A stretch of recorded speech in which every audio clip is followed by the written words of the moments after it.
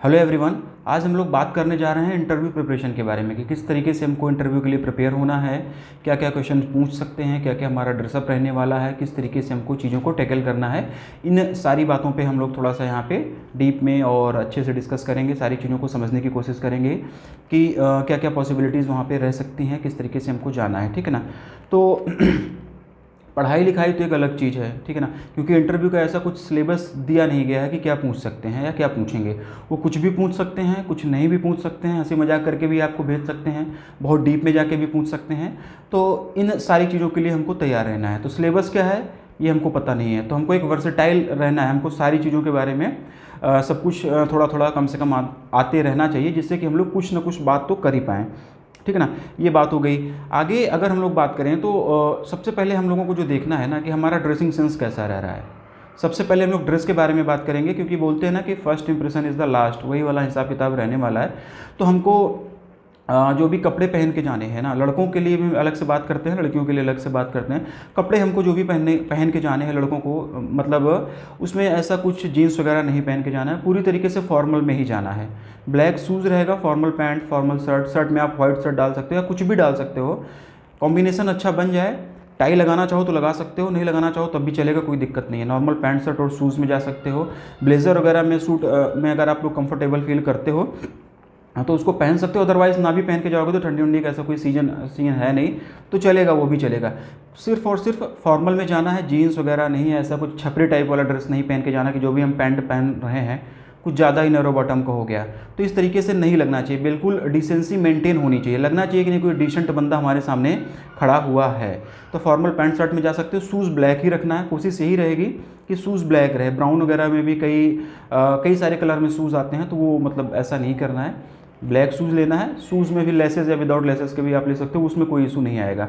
Formal में जाइए आप लोग पूरी तरीके से पैंट शर्ट में, ठीक ना। पैंट भी ऐसा बहुत ज़्यादा ऐसा मतलब ज़्यादा टाइट फिटिंग किया इस तरीके से ना हो, मतलब कि ऑकवर्ड ना लगे। कुछ भी चीज़ ऐसा नहीं पहनना है, कुछ भी चीज़ ऐसा नहीं करना जो कि आंखों को चुभे, जो कि देख के ही लग जाए कि यार ये क्या करके आ गया ना, वो खुद आपको पता चल जाता है। और आपका जो भी ड्रेस रहेगा, जो भी मतलब आप पहन के इंटरव्यू में जाने वाले हो, उसको एक दो बार घर में पहन के रिहर्सल कर लो, देख लो। जो भी आपके शुभ चिंतक है, जो भी आपके यार दोस्त हैं, जो भी आपके फैमिली मेम्बर्स हैं, उनसे देख लो कि भाई मैं कैसा लग रहा हूँ और उस ड्रेस में आपको कंफर्ट फील आ रहा है कि नहीं आ रहा है, ठीक है। इस तरीके से जाना रहेगा आप लोगों को। ड्रेसिंग सेंस बहुत ज़्यादा अच्छी रखनी है, ठीक है। नए कपड़े लेना है, ले लो, एक अच्छे से तैयार होकर जाना है। बहुत ज़्यादा नैरो बॉटम या बहुत ज़्यादा लूज इस तरीके से नहीं जाना है। एक प्रोफेशनलिज्म दिखना चाहिए कि बंदा ठीक ठाक है, ठीक है। और लड़कों की बात करें तो आजकल ट्रेंड चल रहा है बियर्ड रखने का, तो अगर बियर्ड आप रखते हो, मैं तो सजेस्ट करूंगा कि एक दिन के लिए हटा ही लो, क्या ही जा रहा है। बियर्ड इतना भी कोई ज़रूरी नहीं है, अगर आप इंटरव्यू देने जा रहे हो तो हटा सकते हो, क्लीन शेव कर लो या फिर ट्रिमर से वन कर लो, जीरो कर लो, मतलब हल्की हल्की रहेगी दाढ़ी, हल्की हल्की रहेगी, ज़्यादा नहीं रहेगी। लेकिन अगर आपको रखना ही है दाढ़ी, आप लोग मतलब नहीं सेव कराना चाहते हैं, नो सेव नवंबर या फिर ऐसा कुछ आप लोगों का मतलब प्रतिज्ञा है, रेजोल्यूशन ले रखा है कि नहीं दाढ़ी नहीं बनवाना है, तो फिर उसको बाबा टाइप के रख के नहीं जाना है, ठीक है ना। उसको भी मतलब थोड़ा सा सेट करा लेना है, उसको भी ट्रिमिंग वगैरह थोड़ा सा ठीक ठाक करा के, मतलब वो भी दिखने में अच्छी लगे, ठीक है। कि मतलब ऐसा नहीं है कि बड़ी बड़ी है कुछ भी, इसमें आप ट्रिमिंग सेटिंग वगैरह नहीं कराए और ऐसे बंदर बन के पहुंच गए, वो भी नहीं करना है। लुक बहुत ज़्यादा मैटर करता है इन सारी चीज़ों के लिए। पहला इंप्रेशन जो आपका जाएगा वो लुक से ही जाएगा। देखने में आप अच्छे लग रहे हो, आपका बिहेवियर जॉली वाला है, प्रसन्नचित आप लग रहे हो, हंसमुख व्यक्ति हो, मतलब चेहरे पे प्रसन्नता है, ऐसा नहीं कि मनहूस शक्ल लेके पहुंच गए हो, तो फिर वो चीज़ें गलत इंपैक्ट डालती हैं। लेकिन आपका ऑरा एक मतलब हंसमुख पर्सनालिटी है, आपके देखने में अच्छे लग रहे हो, चेयरिश नेचर है आपका, तो वो चीज़ें कहीं ना कहीं बेनिफिट देती हैं। तो इस तरीके से अपने आप को ड्रेसअप करना, इस तरीके से आपके हाव भाव जो हैं वो दिखने चाहिए। बात होगी लड़कों की। इसके अलावा अगर कुछ डाउट्स होता है तो आप लोग कमेंट करके पूछिएगा, मैं और भी वीडियोस बनाऊंगा उस पर, ऐसा कोई दिक्कत नहीं है। लड़कियों की अगर हम लोग बात करें तो लड़कियों को भी जीन्स टॉप इन सारी चीज़ों को अवॉइड करना है, सूट में जाना है, ठीक है, जो भी आपका कंफर्टेबल रहता है। और साड़ी में भी आप लोग जा सकते हैं, जो ऑलरेडी मैरिड हैं या अनमैरिड लड़कियां हैं, अगर साड़ी में कंफर्टेबल हैं तो साड़ी में भी जाना है। और साड़ी भी मतलब वही डिसेंसी मेंटेन करनी है, ऐसा नहीं कि कुछ बहुत ही ना मतलब अट्रैक्टिव या कुछ कलरफुल या बहुत चमक धमक वाली नहीं, बिल्कुल और बिल्कुल इस तरीके की चीज़ें अवॉइड करनी, बिल्कुल डिसेंसी मेंटेन करके रखनी है। और चप्पलें तो किसी को नहीं पहन के जानी, ना लड़कों को ना लड़कियों को भी। आप लोग कोशिश करो कि लड़के शूज़ पहन, लड़कियाँ जूती वगैरह कुछ ऐसा बेलीज वगैरह जो भी आती हैं वो पहन के आप लोगों को जाना है, ठीक है ना। लड़कों वाली बात बता दिया, बियर्ड वर्ड का क्या क्या हिसाब रखना है, लड़कियों के लिए भी मैंने बता दिया। इसके अलावा अगर कुछ डाउट होता है तो आप लोग पूछ सकते हैं। लड़कियां भी चाहें तो पैंट शर्ट में जा सकती हैं, कॉर्पोरेट्स वाला जो ड्रेसअप होता है उसको कर सकती है, इसमें कोई बुराई नहीं है, बिल्कुल भी कोई बुराई नहीं है। जो कॉर्पोरेट का ड्रेसिंग सेंस होता है लड़कियों को, आप लोगों ने देखा होगा, जैसे ना मतलब नॉर्मल पैंट शर्ट वगैरह पहन के जाती हैं, बिल्कुल अच्छा है, इसमें भी कोई बुराई नहीं है, आप लोग उस तरीके से भी जा सकते हो। तो बात हो गई ड्रेसिंग की, ठीक है ना। ड्रेसिंग के बाद में अगर हम लोग आगे बढ़ते हैं, चीज़ों को आगे बढ़ाते हैं, तो जैसे इंटरव्यू रूम में हम लोग एंटर करते हैं तो वहाँ पे सबको दुआ सलाम, greetings, good morning, good afternoon, good evening, good night, जो भी उस समय चल रहा होगा वो आप लोगों को करना है, ठीक है। पैनल में ये देख लेना है कि कोई लेडी मेंबर तो नहीं है। पैनल में अगर कोई लेडी मेंबर है तो सर के लिए अलग से गुड मॉर्निंग सर, और लेडी मेंबर के लिए अलग से गुड मॉर्निंग मैडम, इस तरीके से बोलना है। 5 लोगों का पैनल में एज्यूम कर रहा हूँ कि हैं, जिसमें 4 सर हैं और 1 मैडम है। तो ऐसा नहीं कि चारों सर को अलग बार good morning sir, good morning sir, good morning sir, good morning sir, फिर गुड मॉर्निंग मैडम, इस तरीके से नहीं करना है। एक बार गुड मॉर्निंग सर बोलना है और चारों सर जितने भी वहाँ पे बैठे हैं सबके साथ में आई कांटेक्ट कर लेना है ना, एक हल्की सी स्माइल के साथ में एक गुड मॉर्निंग सर करके, ऐसे नॉर्मल सब मतलब जितने भी 4 मेंबर हैं, जिसमें मेल मेंबर हैं, 4 सर हैं, तो सबको एक बार आई कांटेक्ट कर लेना है, ठीक है ना। हल्की सी स्माइल रखनी है, मतलब लगे कि इंटरव्यू देने आए हो, आप खुश हो, अंदर से हैप्पी हो, ठीक है। और चारों सर के साथ में आई कांटेक्ट कर लेना है, सबको इंडिविजुअल अलग अलग नहीं बोलना है। और मैडम अगर कोई है तो उनको अकेले से गुड मॉर्निंग मैडम, उनसे भी आई कांटेक्ट होना चाहिए। इस ड्यूरेशन में आई कांटेक्ट होना चाहिए, नज़रें चुराते हुए बिल्कुल नहीं देखोगे कि गुड मॉर्निंग इधर कर रहे हो और देख इधर रहे हो, ये चीज़ें नहीं होनी चाहिए। आई कांटेक्ट सबके साथ में प्रॉपर होना है। एक बार सर को गुड मॉर्निंग बोलना है, या जो भी उस समय टाइम चल रहा होगा सबके साथ में आई कांटेक्ट, मैडम को अलग से बोलना है, उनके साथ में भी आई कांटेक्ट। और बैठना तब तक नहीं है जब तक वो बैठने के लिए नहीं कहते हैं। अमूमन वो लोग कह ही देते हैं आपके कहने से पहले कि बैठिए, मतलब ना, तो ये थोड़ा सा चीज़ें इंपैक्ट डालेंगी। अगर बोल रहे हैं बैठने के लिए तब बैठो, नहीं तो आप खड़े खड़े इंटरव्यू कंटिन्यू करो, कोई बुराई नहीं है। अगर आपको बैठने के लिए नहीं बोल रहे हैं तो आपको नहीं बैठना है, आप खड़े खड़े इंटरव्यू कंटिन्यू करो। और बैठने के लिए जब बोलते हैं तो आप बैठो, उसके बाद में थैंक यू उनको कहना है, ठीक है ना। बैठने का पोस्चर अच्छा होना चाहिए, ऐसे नहीं कि ऐसे करके बैठ गए हैं, ठीक है ना, ऐसे करके बैठ गए हैं, ऐसे करके बैठ गए हैं, नहीं, ऐसा कुछ नहीं करना। पैर के ऊपर पैर रख के बैठ गए, नहीं, बिल्कुल ऐसा नहीं करना। नॉर्मल जो हिसाब किताब होता है, नॉर्मली दोनों पैर नीचे, दोनों हाथ को ऐसे आगे रखना है। पता नहीं वीडियो में चीज़ें कैप्चर हो रही हैं कि नहीं हो रही। हाथ को आगे रखना है, हाथ को अपने थाइस पे ऐसे नीचे आराम से रखना है, या फिर आप ऐसे कर सकते हो, इस तरीके से मैं दिखा दे रहा हूँ, इस तरीके से भी करके बैठ सकते हो। नॉर्मल तरीके से बैठना है, आई कांटेक्ट बराबर करना है, ऐसा न लगे उन लोगों की नज़रें चुरा रहे हो, ठीक है ना।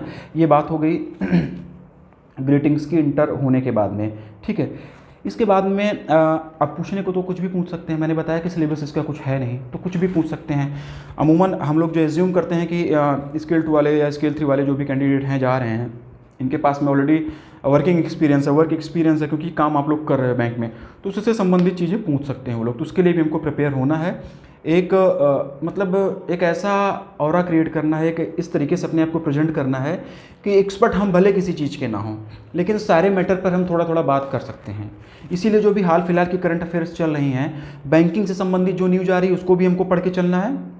इसके अलावा देश में और जो भी चीज़ें चल रही हैं उसके बारे में कम से कम थोड़ी बहुत नॉलेज तो हमें रहे कि हम कुछ ना कुछ उस पर बात कर सकें, ठीक है ना।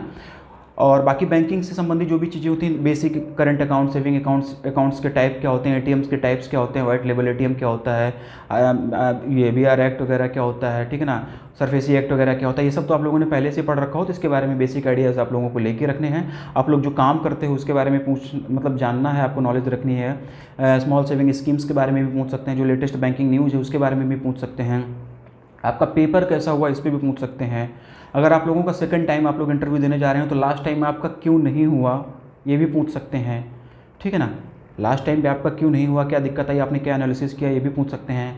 तो इस तरीके से मतलब हमको अपने आप को प्रिपेयर करना है। एक क्वेश्चन बहुत ज़्यादा पूछा जाता है पीओ और क्लर्क में कि इंजीनियरिंग के बाद में बैंकिंग में क्यों, तो उस चीज़ से आप लोग बच जाओगे, क्योंकि ऑलरेडी आपके पास में स्केल 2 वाला, स्केल 2 या स्केल 3 दे रहे हो तो बैंकिंग का एक्सपीरियंस है, तो ये क्वेश्चन मतलब आपके लिए नहीं रहेगा। लेकिन इस तरीके से भी अगर कुछ पूछते हैं तो उसका डिप्लोमेटिक आंसर देना है, उनको कन्विंस करना है हमें, ठीक है ना, इस तरीके से करना। और लैंग्वेज हमारी जो भी हमको बोलना है ना, बहुत ज़्यादा ल्यूसिड बिहेवियर हमारा होना चाहिए, बहुत ही मीठा बोलना है, ऐसा मतलब नहीं कि रूडनेस दिखे, ठीक है। और अगर कोई क्वेश्चन हमको नहीं आ रहा है, सिचुएशन कई बार ऐसा हो जाता है कि 1-2 लोग इंटरव्यू पैनल में आपको सपोर्ट करेंगे, 1-2 लोग आपसे क्रॉस क्वेश्चनिंग करेंगे, 1-2 लोग आपको ऑब्जर्व करते रहते हैं, कई तरह के लोग होते हैं इस तरीके से, जो भी उनका मतलब हिसाब किताब होता है। अगर कोई आपसे लगातार बैक टू बैक क्वेश्चन कर रहा है और आपको नहीं आ रहा है तो बिल्कुल भी गलत उत्तर नहीं देना है। ये आपको पता होना चाहिए, इस चीज़ को हमको एज्यूम करना है। एज्यूम क्या करना है, ये हमें पता ही है कि जो हमारा इंटरव्यू ले रहा है हमसे ज़्यादा जानता है या हमसे ज़्यादा काबिल है, तभी वहाँ पे बैठा है और उसको ऐसे कई सारे इंटरव्यू लेने का एक्सपीरियंस है। तो अगर हमें कोई चीज़ें नहीं आ रही हैं तो स्ट्रेट बताना है कि सर ये हमें नहीं आता है, या सॉरी सर ये नहीं आता है।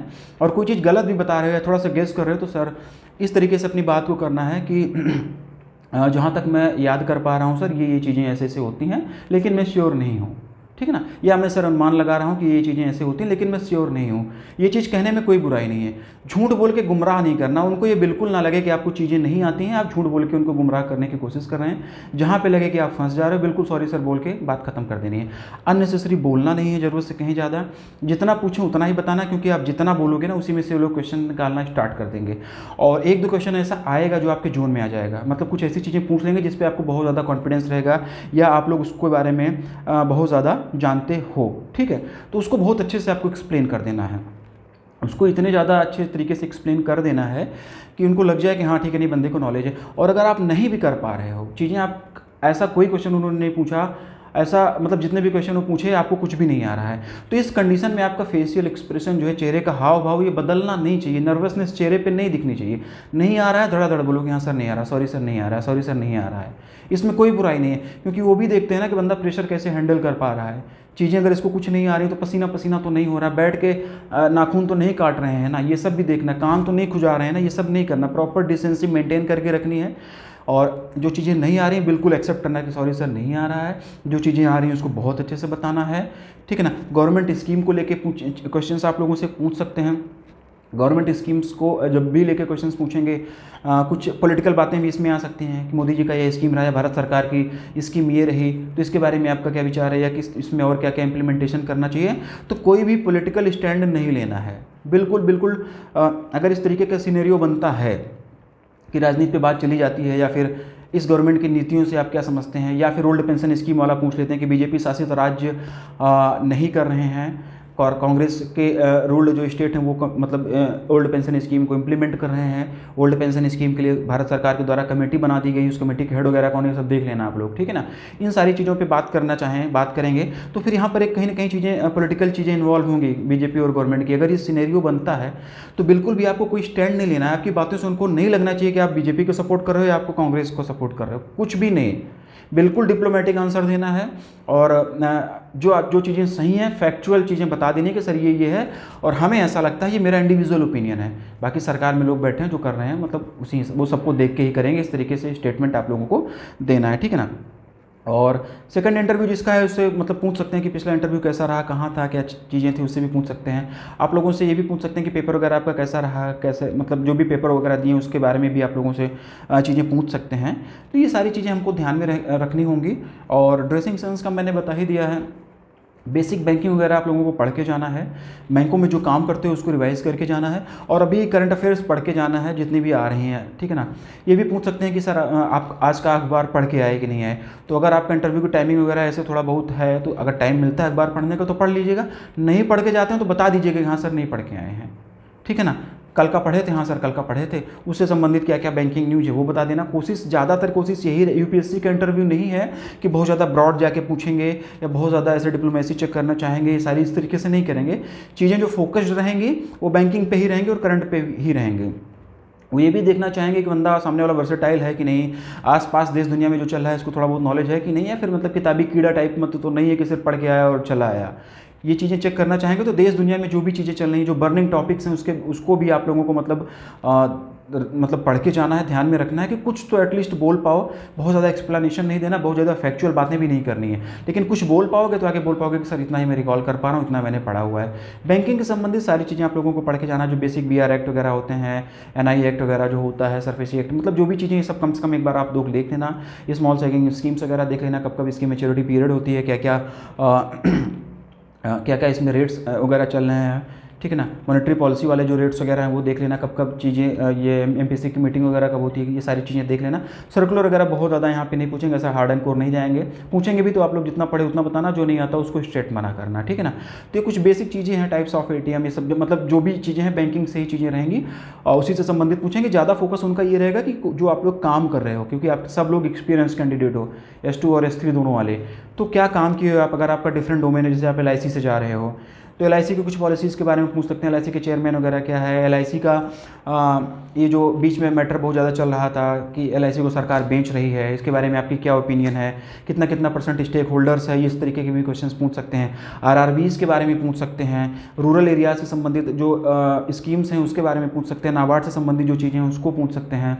RRB में कितनी कितनी हिस्सेदारी राज्य सरकार, केंद्र सरकार और स्पॉन्सर्ड बैंक की होती है, ये क्या है, ठीक है ना। आपकी प्रेफरेंस पूछ सकते हैं कि आपने क्या क्या प्रेफरेंस डाला हुआ है, ये प्रेफरेंस आपने क्यों डाला हुआ है, ये सब भी पूछ सकते हैं। मतलब कुछ भी इस तरीके से पूछ सकते हैं। ऑलरेडी अगर आप स्केल 2 कहीं पर हैं और अपने होम स्टेट में नहीं है तो आप अपने स्टेट क्यों जाना चाहते हैं, तो उसके पास में एक वैलिड और सॉलिड रीजन आपके पास में होना चाहिए। हाँ, कि बोल देना है ना कि सर हमारी जॉब है, ऐसा ऐसा है, या फादर हमारे ओल्ड मतलब एज हो गई है उनकी, तो कोई ना कोई देखने वाला चाहिए, ये है, मतलब ऐसे कुछ वैलिड उनको चीज़ें लगना चाहिए। वो घुमाएंगे आपको, इधर उधर की चीज़ें मतलब पूछ सकते हैं। बेसिकली वो थिंकिंग लेवल देखना चाहेंगे कि आप किस तरीके से चीज़ों को सोचते हैं, किस तरीके से आप मतलब करते हैं। हो सकता है कि कुछ सिचुएशनल बेस्ड क्वेश्चंस भी पूछ लें, तो उसका बेस्ट आंसर आप लोगों को देना है। बायस्ड आंसर कभी नहीं देना है, एक न्यूट्रल तरीके से जो आंसर होना चाहिए वो देना है, ठीक है। ऐसा मतलब कुछ ऐसा awkward सा नहीं दे देना है कि मतलब जिसको किसी की एक्सपेक्टेशन ना रहे, ठीक है। तो ये कुछ बातें थी जो आप लोगों के साथ में मुझे शेयर करना था। और क्या क्या पढ़ना है मैंने बता ही दिया कि करंट डेली का डेली आप पढ़ते जाओ अभी, और चीज़ें जो आसपास में चल रही हैं उसको ध्यान रखो, ठीक है ना। जो भी न्यूज़ वगैरह हैं, जो भी चीज़ें चल रही हैं उस पर ध्यान रखो। और बैंकिंग, बेसिक बैंकिंग वगैरह पता होनी चाहिए, जो आप काम कर रहे हो उससे संबंधित जो भी बैंकिंग है वो पता होनी चाहिए। ड्रेसिंग सेंस आपका कैसे होना चाहिए, ये सब भी मैंने बता ही दिया है। और इसके अलावा भी अगर आप लोगों को कुछ भी और डाउट्स होता है तो आप लोग कमेंट कर पूछिएगा, और एक डेडिकेटेड सेशन में फिर से ले लूँगा कि क्या मतलब कैसे उसको कैसे टैकल कर सकते हैं, ठीक है ना। चलो, ऑल द बेस्ट।